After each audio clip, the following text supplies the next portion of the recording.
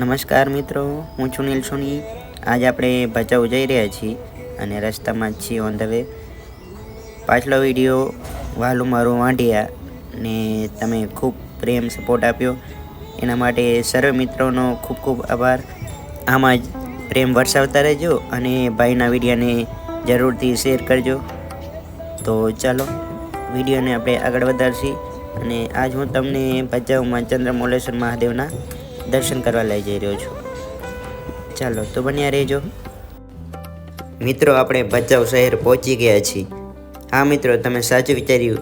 આ એ જ ભચાઉ જે તારક મહેતામાં જેઠાલાલનું ભચાઉ તરીકે પ્રખ્યાત છે. તારક મહેતા સિરીઝમાં અવારનવાર જે ભચાઉ શહેરનો ઉલ્લેખ થાય છે એ જ આ આપણા કચ્છનું મેગા સિટી ભચાઉ. દોસ્તો, ભચાઉ વિશે જાણીએ તો ભારત દેશના પશ્ચિમ ભાગમાં આવેલા ગુજરાત રાજ્યના કચ્છ જિલ્લાનો મહત્વના ભચાઉ તાલુકામાં આવેલું શહેર અને તાલુકા મથક છે.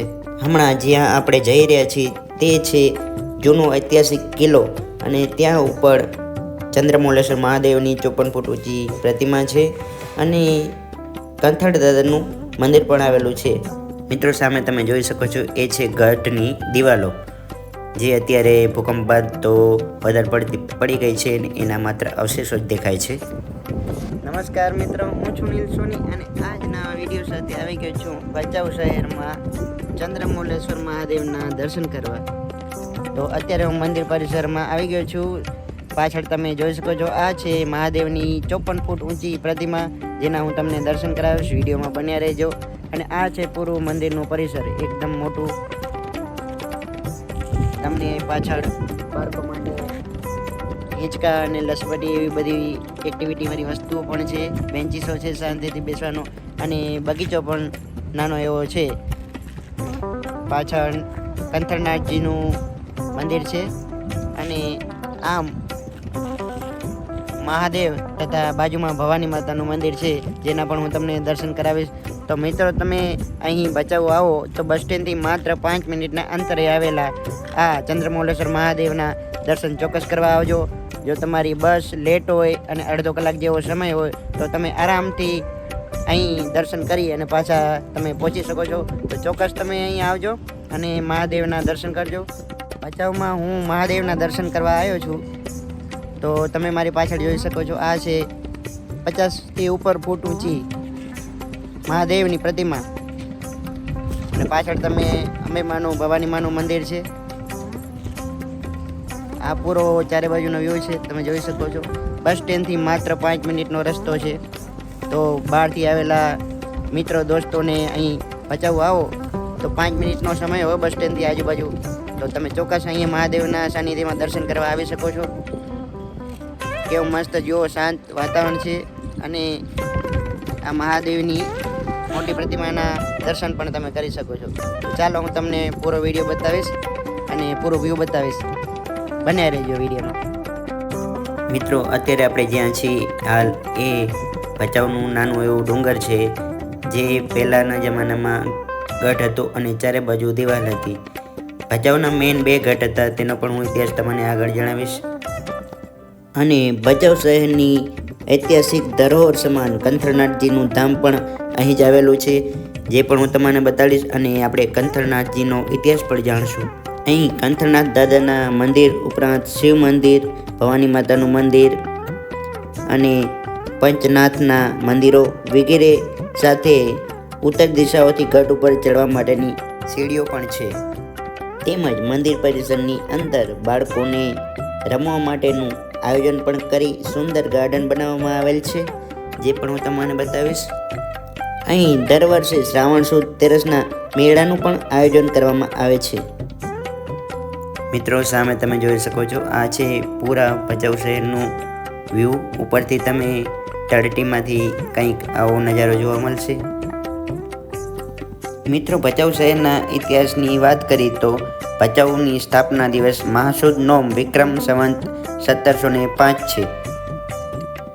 શ્રી ખેંગારજી બીજાના નાના ભાઈ કુંવર સાહેબ શ્રી રામસંગજી જાડેજાએ ભચાઉ શહેરનું તોરણ બાંધી અને ભચાઉની સ્થાપના કરી હતી. તેઓના સમયમાં દરબારગઢના આ કિલ્લાનું નિર્માણ કરવામાં આવેલ. ત્યારબાદ કુંવર સાહેબ શ્રી રાયસંગજી જાડેજા તેમજ તેઓના સુત કુંવર શ્રી સુમરાજી ભુજ ખાતેના અમદાવાદના સુબા શેર બુંદલખાન સામેના યુદ્ધમાં ગૌરવપૂર્ણ વીરગતિ પામેલ. આગળ પણ આપણે અવનવી જાણકારી લેશું, પણ ચાલો આપણે પહેલે ભવાની માતાના દર્શન કરી આવી. તો આ તમે જોઈ શકો છો, એ છે ભચાઉનું જૂનું ભવાની માતાનું મંદિર. યા દેવી સર્વભૂતેષુ શ્રદ્ધા રૂપેણ સંસ્થિતા નમસ્તસ્યે નમસ્તસ્યે નમસ્તસ્યે નમો નમઃ. તો આપણે જગતજનની માં ભવાનીના સાનિધ્યમાં આવી ગયા છીએ. તમે મંદિરનું વ્યૂ જોઈ શકો છો.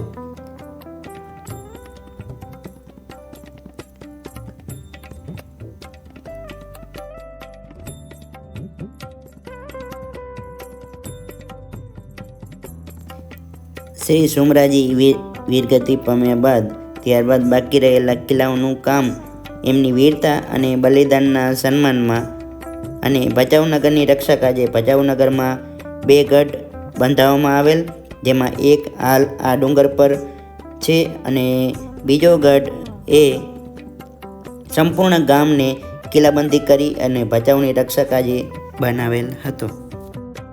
દોસ્તો, વિડીયો તમને કેવો લાગી રહ્યો છે જરૂરથી તમારા અભિપ્રાય જણાવજો. અને ભચાઉના મિત્રો કોઈ વિડીયો જોતા હોય તો જરૂરથી હર હર મહાદેવ અને જય હો ભચાઉ જેવું કોમેન્ટ કરજો, તેથી મને ખબર પડે કે આપણો વિડીયો કોણ કોણ જોવે છે. અને તમે તમારા સગા સંબંધીઓને ચોક્કસથી આ વિડીયો શેર કરજો, તો તેમને પણ ખબર પડે કે ભચાઉમાં આપણે મહાદેવની આવી મસ્ત પ્રતિમા છે અને કંથલનાથજીનો ઇતિહાસ જાણવા પણ મળશે. તો વિડીયો પસંદ આવે તો ચોક્કસ લાઇક, શેર અને સબસ્ક્રાઈબ કરવાનું ભૂલતા નહીં. શ્રી ચંદ્રમૌલેશ્વર મહાદેવજીની જે આપણે પ્રતિમા 54 ફૂટ છે તે ભચાઉ નગરપાલિકા દ્વારા 14માં નાણાં પંચની ગ્રાન્ટમાંથી ભચાઉ શહેરની શોભામાં અભિવૃદ્ધિ કરવા માટે દેવાધિદેવ શ્રી ચંદ્રમૌલેશ્વર મહાદેવજીની ભવ્ય મૂર્તિનું ભૂમિપૂજન ખાતમુહૂર્ત સંવત 2076ના તારીખ 21/2/2020 શુક્રવાર મહાવદ તેરસ મહાશિવરાત્રિના પવિત્ર દિવસે પરમ પૂજ્ય બાપુ શ્રી મોગલધામ મોગલપુરની આશીર્વાદરૂપી વિશેષ ઉપસ્થિતિમાં શ્રી કુલદીપસિંહ વિરેન્દ્રસિંહ જાડેજાના પ્રમુખ શ્રી ભચાઉ નગરપાલિકાના વરદ હસ્તે કરવામાં આવેલ.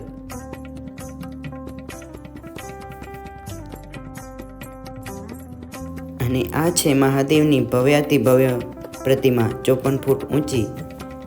અને મસ્ત રળિયામણા દર્શન તમે કરો મહાદેવના.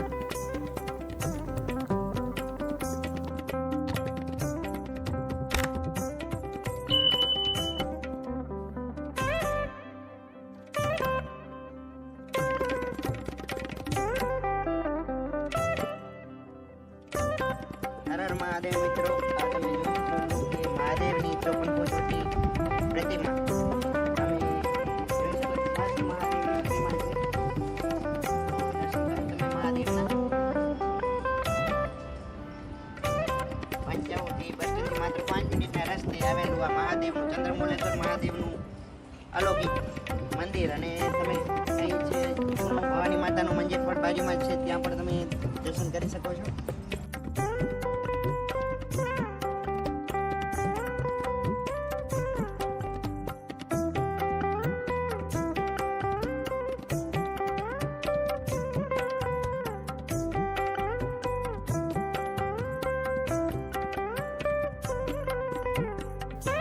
કચ્છમાં જે ભયાનક ભૂકંપ આવેલો મિત્રો, ત્યારબાદ આ કિલ્લાની દિવાલોની ઘણી ખરી ધ્વસ્ત થઈ ગઈ હતી અને જર્જરિત હાલતમાં હતી. આ તમે ભૂકંપ બાદ નવી દિવાલો બનાવેલ છે, તમે જોઈ શકો છો. મિત્રો, હવે આપણે કંથલનાથજીના ઇતિહાસ વિશે જાણશી. અને આ કિલ્લાની બીજી સાઈડ કંથલનાથજીનું મંદિર છે, ત્યાં પણ આપણે જશું. મિત્રો, કચ્છનો પુરાતન કિલ્લો કંથકોટ, જેના નામને આજે પણ જીવંત રાખી રહેલ છે, એ દાદા કંથનાથ એક મહાન યોગીરાજ હતા. એમનું અસલ વતન તો જાણી શકવાનો આજે કોઈ સાધન ઉપલબ્ધ નથી, પરંતુ એટલું ખરું કે દાદા કોઈ દૂર દરાજના પ્રદેશથી તપશ્ચર્યા માટે શાંત સ્થળની શોધમાં કચ્છ આવ્યા હતા અને જપતપ માટે સૂર્ય સ્થાન માટે એમની પસંદગી વાગડના આ કંથકોટ ડુંગર ઉપર ઉતરી. મિત્રો, આ ઘટના પર આજે લગભગ 1200 વર્ષના વાણા વાઈ ગયા છતાં કંથનાથ નામ આજે કચ્છના એમના શ્વેત સુશોભિત મંદિર જેવું જ તાજું અને ઉજળું રહેલ છે. અહીં આવીને દાદાએ આ ઉજ્જડ જેવા ડુંગર પર પોતાની તપશ્ચર્યા ચાલુ કરી દીધી અને એ જ કંથનાથ દાદાનું મંદિર આપણે અહીં ભચાઉના નાના એવા આ ડુંગર અને કિલ્લામાં છે, જે હું તમને દર્શન કરાવીશ. ચાલો તો કંથનાથ દાદાના દર્શન કરવા જઈએ. મિત્રો, સામે તમે ડાબી બાજુ જોઈ શકો છો કે જૂના પથ્થરોની દિવાલ હજી પણ થોડી જાજી જર્જરિત હાલતમાં અડીખમ ઊભી છે.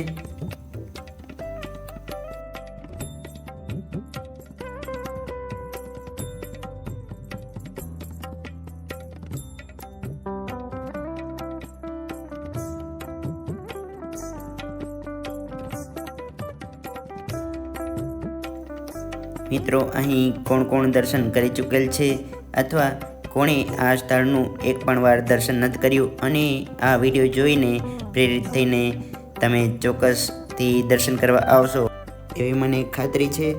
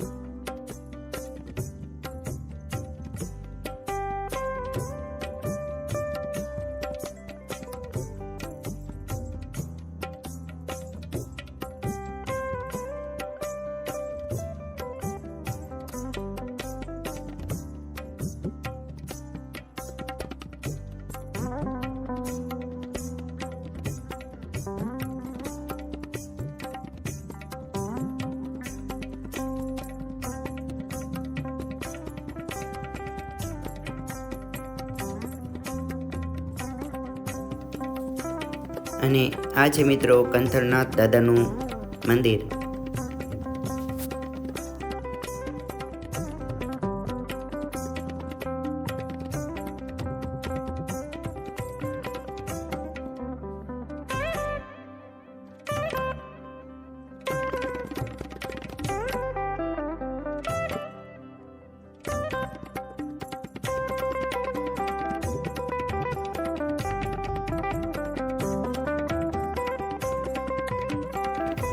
અહીં મંદિર પરિસરમાં આવીને સામે મહાદેવનું મંદિર છે. ચાલો તો આપણે ત્યાં પહેલા દર્શન કરી લઈએ. હર હર મહાદેવ.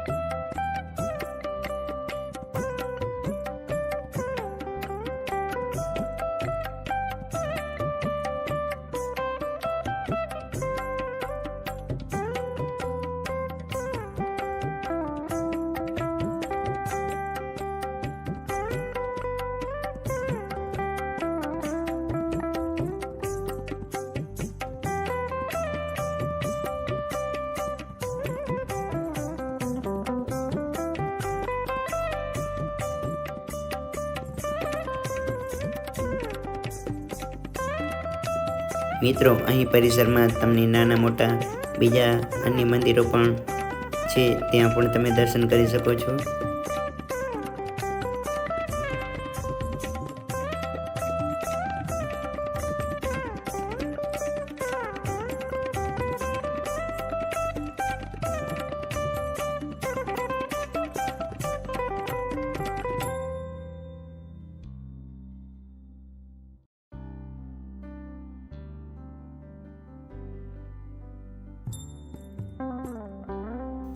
અને આ છે કંથનાથ દાદાનું મંદિર. આ છે મંદિરની આવી બનાવટ છે. તમને હું દર્શન કરાવું.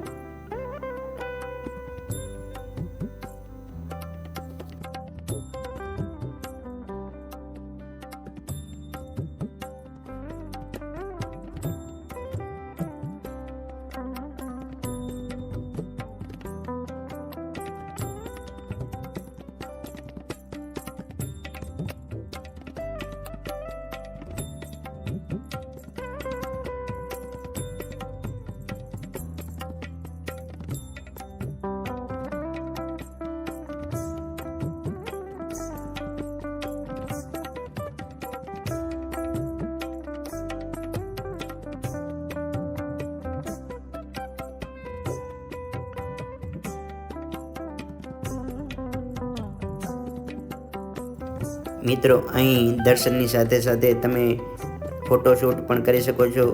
અહીં ભચાઉની નીચે રહીને મસ્ત તમે ફોટા પણ પાડી શકો છો અને તળેટી ઉપર તમે સારા એવું ફોટોગ્રાફીનો આનંદ પણ લઈ શકો છો.